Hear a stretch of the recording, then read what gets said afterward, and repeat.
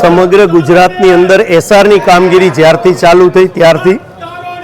ભારતીય જનતા પાર્ટીના પ્રેશર તકે તંત્ર કામ કરી રહ્યું છે। પહેલો ફેઝ પૂરો થયો, બીજા ફેઝની અંદર ક્યાંક નો મેપિંગ કરવાનું બાકી રહી ગયું એ લોકોને નોટિસ આપી છે, કોઈના પુરાવા બાકી રહી ગયા હોય તો એમને નોટિસ આપી છે, અને એક 7 નંબરનું ફોર્મ એટલે કે જે લોકોને કોઈની સામે વાંધો હોય તો એ 7 નંબરનું ફોર્મ પણ ભરી શકે। પણ 15 તારીખ લગીન 7 નંબરનું ફોર્મ એક વિધાનસભા વાઇઝ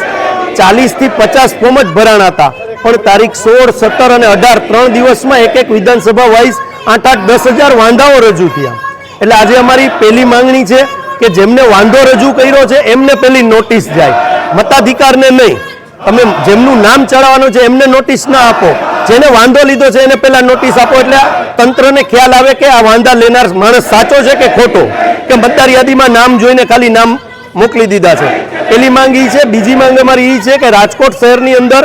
જેટલા એઆરઓ છે એટલે કે મેઇન ચૂંટણી અધિકારી કલેક્ટર શ્રીથી નીચેના એ ત્રણેય જે સીસીટીવી ત્યાંના ફૂટેજો છે એ અમને આપે કે એકીયારે 5-5 હજાર 10-10 હજાર ફોર્મ 7 નંબર કોણ દઈ ગયું। ભારતીય જનતા પાર્ટીના કાર્યાલયથી મેનેજ થયું છે અને તંત્ર પણ આમાં ક્યાંક ને ક્યાંક ભળેલું છે, અને બંધારણ જે ચૂંટણી કમિશનર દ્વારા અને ચૂંટણી પંચ દ્વારા આની અંદર એ પણ જોગવાઈ છે ખોટી રીતે તમે ફરિયાદ કરી હોય તો 1 વર્ષની સજા અને 1 લાખ રૂપિયા લગનની દંડની પણ જોગવાઈ છે। જો આવા લોકો ખોટા નીકળે, ખોટી રીતે કોઈનો વાંધો લેનાર લોકો નીકળે તો તંત્ર એના ઉપર ફરિયાદ કરે, અને જે ચૂંટણી પંચે જે ગાઈડલાઇન્સ ડિક્લેર કરી છે એની હારે હાલે। એટલે મુખ્ય અમારી બે માંગ છે કે જે 10-10 હજાર ફોર્મ આવ્યા છે એમાં પહેલી નોટિસ છે એ જેમને વાંધો લીધો છે એમને મોકલે। બીજું જે ફૂટેજ જે લોકો ફોર્મ જમા કરાવી ગયા છે એ ફૂટેજ ડિક્લેર થાય, અને જો તંત્ર આમાં નહીં જાગે તો આવનારા દિવસોની અંદર કોર્ટનો દરવાજો પણ ગુજરાત પ્રદેશ કોંગ્રેસ દ્વારા ખખડાવવામાં આવશે। અને તંત્રને આપના માધ્યમથી કહેવા માંગુ છું કે જે બંધારણની અંદર